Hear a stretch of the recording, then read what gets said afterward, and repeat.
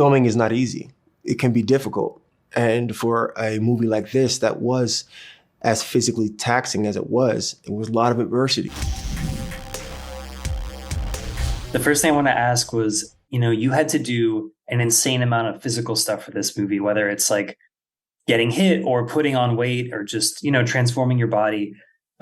Is this the most work you've ever put in on that side for a role? And after bulking up, is there anything you never want to eat again? This is the most insane job I've ever done as it pertains to body changes. Coming from the theater world, I understand how to do some physical things with the body that can either shrink you or make you, appear larger. So understanding that kind of physicality when I come from theater, I'm glad I had that background, because then I can go from young to a little bit older. We're talking about 17, and then in another part of the film, he's 45.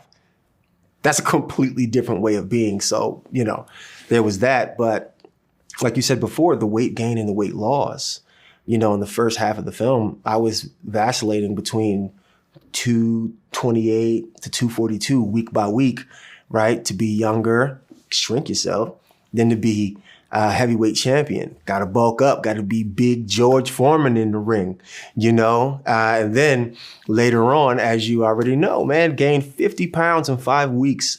So I went from 225 to 275 in 5 weeks, man, eating 7,000 calories a day.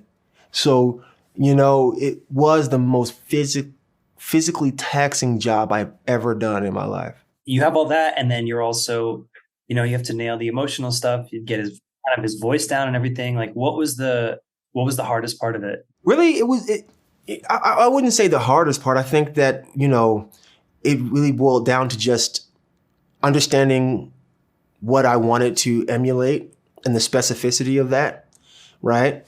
And breaking down the script the way that we do in theater, right? Because this is a full arc character, complicated and nuanced, right? Which is what happens in a lot of the plays that we do. And getting into what the specificity of the dialect, right?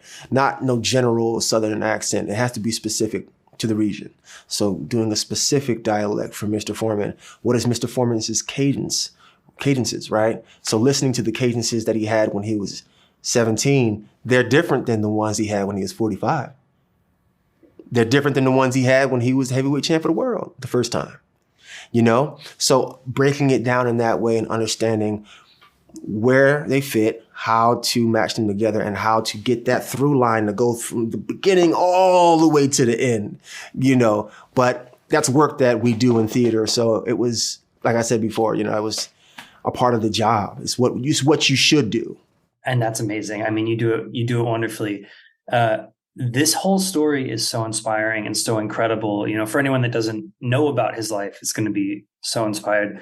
Was there anything that you, as you were learning about George Foreman, like just took away from it that you can apply to your own life? While doing the film, and telling his story, he faced so much adversity. So while you're facing the adversity or replaying the adversity for Mr. Foreman, you're facing some on your own. Filming is not easy. It can be difficult. And for a movie like this that was as physically taxing as it was a lot of adversity. And I didn't know that I could be stretched and pulled and pushed so far and still manage to be standing. So while doing this film, I learned a lot about what I'm capable of by way of telling Mr. Foreman's story. So I'll take that with me. And I think that's all my time, man. So thank you so much. Congrats on the film. It's awesome. Thank you, brother. I appreciate it.